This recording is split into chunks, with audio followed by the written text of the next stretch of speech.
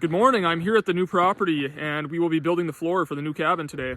It's -8 degrees Fahrenheit, so it's a little bit nippy, but I'm dressed for it. I got the wool on, so should be able to stay plenty warm, but I'm excited to get this going today.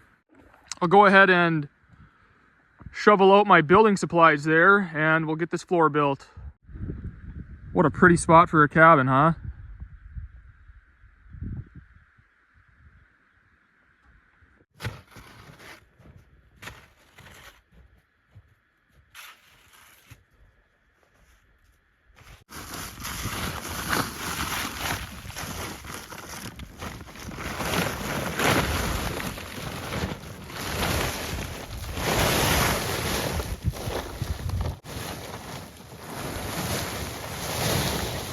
So I'll be filming this entire building process. I already have a video out on me setting these beams and talking about those.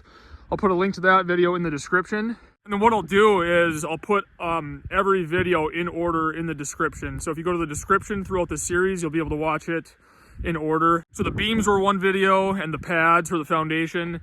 And then the floor being built will be its own video. The walls will be its own video, the roof, all that stuff. But I'm gonna start by laying out my 12-foot floor joists here to get them kind of set up on there. I do have some leg bolts, which I will run. Well, it's kind of caked full of ice right now, but there are holes in here. There's one right there. So I'll leg bolt my floor joists to these I-beams. These are I-beams from an old trailer house that used to sit right here that I tore down this summer, so that's why I'm using these. If you're building this, you'll be using wood beams and you would just nail your floor joists to your wood beams, but I have to bolt them because obviously I can't nail through steel.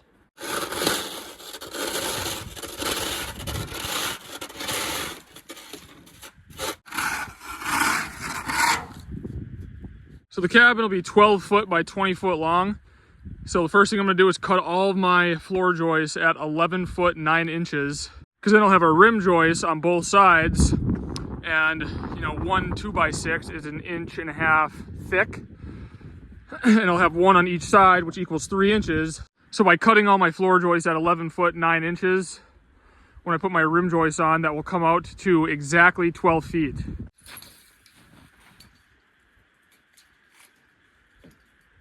So I have all my floor joists marked out at 11 foot 9 inches.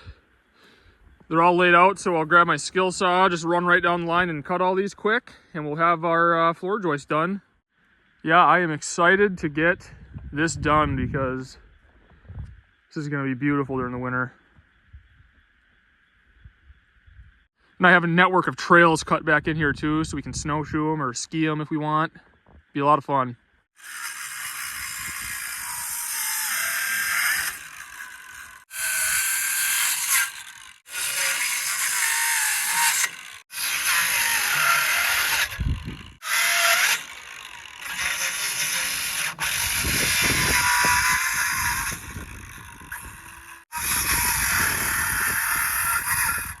So those are all cut and ready to go.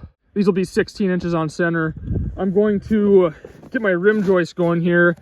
With lumber, when you buy it, a lot of times from the factory, like this is not flush. I don't know if the camera's picking that up or not. So, you know, you might want to take a sliver off and make sure you start off with a flush cut before you measure.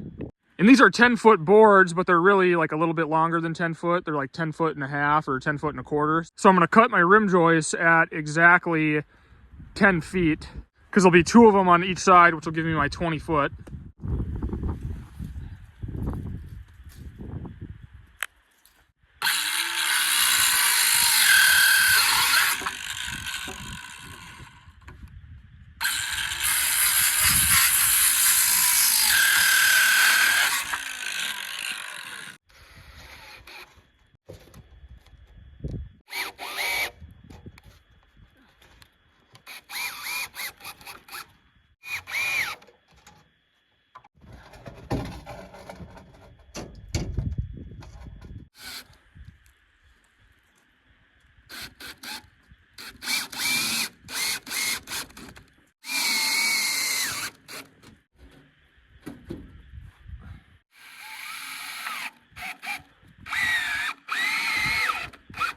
So I'm at a little bit of a standstill here. I have my battery warming up on the dash of the van there because batteries don't work very well in these temps. So once that baby warms up a little bit, you know, I'm basically just building the box right now, or the deck. So I'm building an exactly 12 foot by 20 foot deck. But once I get the border built, then I'll lay out for my floor joist 16 inches on center. We'll make sure we're square. I'll bolt this down to these I-beams. And then I have some blocking that I'll run between the floor joists so they don't want to twist. And then we'll be ready for the subfloor.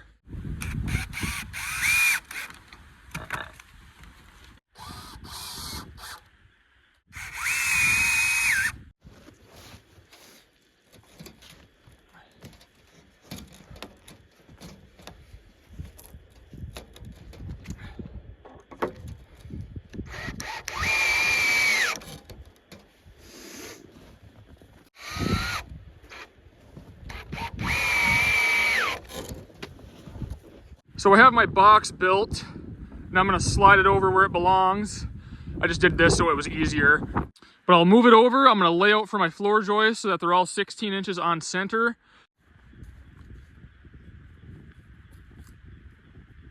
Okay, so that's relatively close to where it's gonna be sitting. I'll lay out for my floor joists now, get all those attached. These beams extend out 4 feet for a porch, but that'll be done later on. We're just building the floor for the cabin itself right now.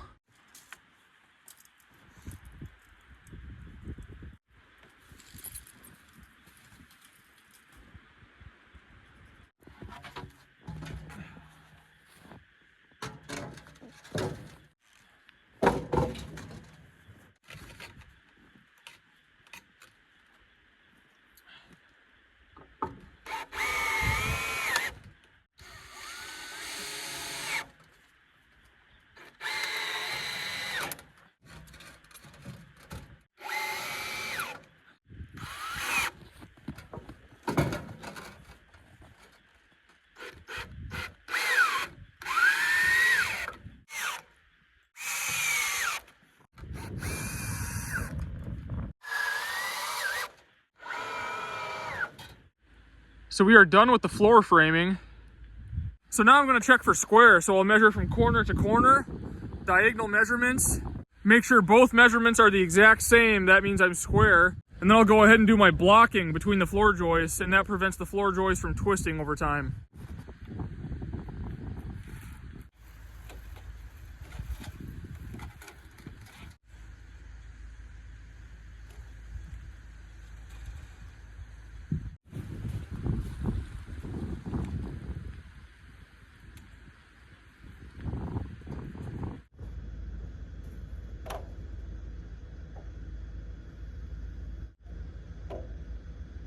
So now that I know I'm square, I've ran blocks on all 4 corners where there's a hole through the I-beam, and I'm gonna bolt the floor down to the I-beam on all 4 corners. That way it holds it square and it won't move any. The holes are every 2 feet, and the way I cut the beams, they don't line up on a floor joist. So this is what I'm gonna have to do, is run a block everywhere where there's one of those holes, attach it to the floor joist, and then bolt that down to the I-beam. So it'll be bolted down every 2 feet to these I-beams. And then in the springtime, I'll anchor the beams down into the ground with mobile home or modular home anchors. I've used them on previous videos, they work well. So that's what I'll do. And then this thing will be tied down and it cannot, you know, blow away or blow off of the blocks.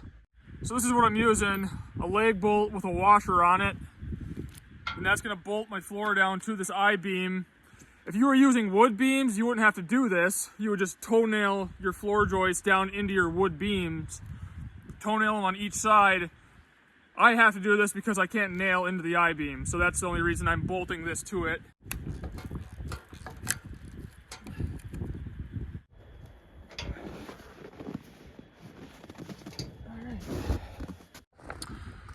All right, here is where we're at. I have my blocking down the center all done. The blocking prevents your floor joist from twisting over time. It also maintains your spacing for your 16 inches on center. I will be adding more blocking on the ends too, so I can bolt this down every 2 feet. And then for insulation, I would recommend this Reflectix. You put it right over top of your floor joist like this. If you staple this down right over top of your floor joist, put your subfloor on top, and then skirt all the way around your cabin, and then insulate your skirting with this stuff as well, you'll have a warm floor. This is all we have in the floor of the cabin that we live in, which is now over 1,000 square feet with the addition. It's just this on the floor joists. I insulated the skirting with this as well. My floor is warm to the touch, even in temperatures well below zero. I know a lot of people have a hard time believing that this stuff works as well as it does, but it works, trust me. But I'm not gonna use it on this one. The only reason I'm not using this on this build is because I have enough foam board at home to insulate the floor. I already own it, so I don't have to buy insulation for the floor, so might as well use it. Otherwise, if I didn't have that foam board, this is the way I would go. It's the way I do all my cabins. Highly recommend it. But then when I go to skirt this in the spring, I'll insulate my skirting with this stuff. But all right, let's go ahead and tack down our subfloor.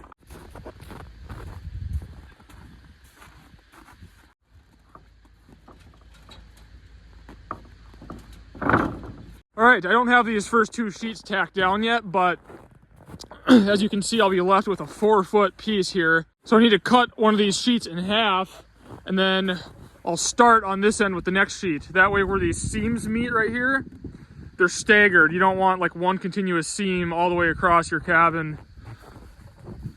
The seam will end right here on the middle of this sheet, and then I'll use a full sheet so that this seam is in the middle. So you want to stagger your seams. It makes it a lot stronger.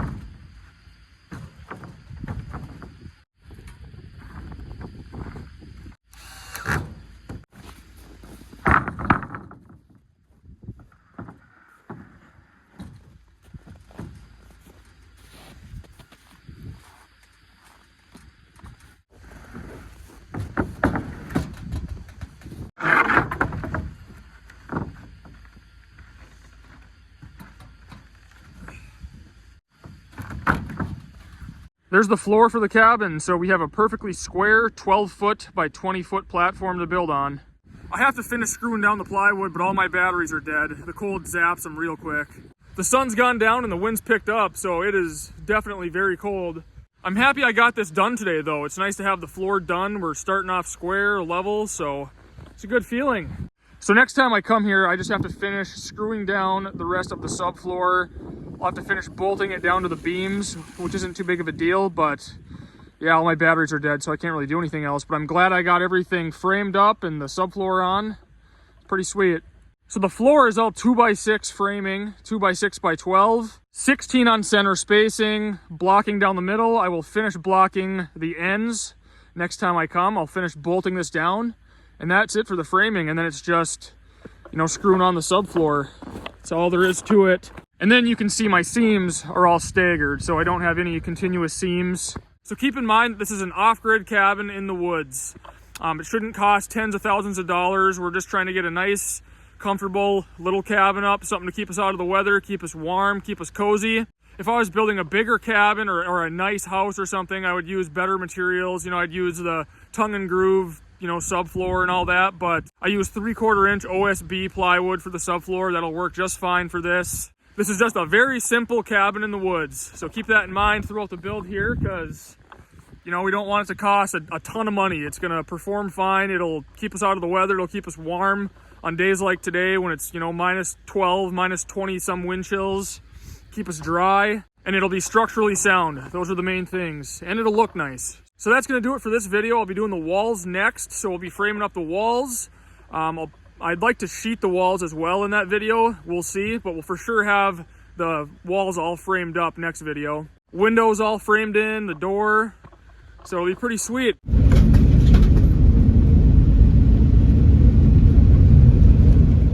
So I forgot to add one little thing that a lot of people were asking about when I did the beam video, when I set those I-beams on the blocks. So the floor will be bolted to those I-beams every 2 feet, like I said. And then underneath, I'm gonna run some boards, drill through the I-beams and tie those boards to each of the I-beams, and that will prevent them from rolling. And then I can even add some like angled pieces up to the floor joist if I need to, because I don't want those rolling at all. You know, they're kind of tall and skinny, so you definitely don't want them rolling. So I will be taking precautions to make sure that that doesn't happen. I've never built on steel I-beams before, so it's kind of new to me, but yeah, I'm just going to do what makes sense and make sure that there's no possibility that those things can roll. So I just wanted to talk about that real quick because a lot of people were concerned about it in the beam video. So yeah, next video will be the wall framing. It's going to be kind of unique because I'm using all windows that I already have that I've gotten for free. This cabinet is going to be very low cost. I mean, it's going to be well built, but a lot of the materials are things that I've salvaged or that I've gotten for free on like Facebook Marketplace. Anytime I see, you know, like free windows on there or Craigslist, I go and grab them because, you know, I build a lot of outbuildings and cabins, and windows cost a lot of money. And a lot of times you can get very nice windows for nothing, or like, you know, $1 a piece or $5 a piece. So I'll have kind of a bunch of different size windows, but the way they'll be laid out, it'll be pretty cool. So stay tuned. Thanks for watching, and I'll see you on the next video.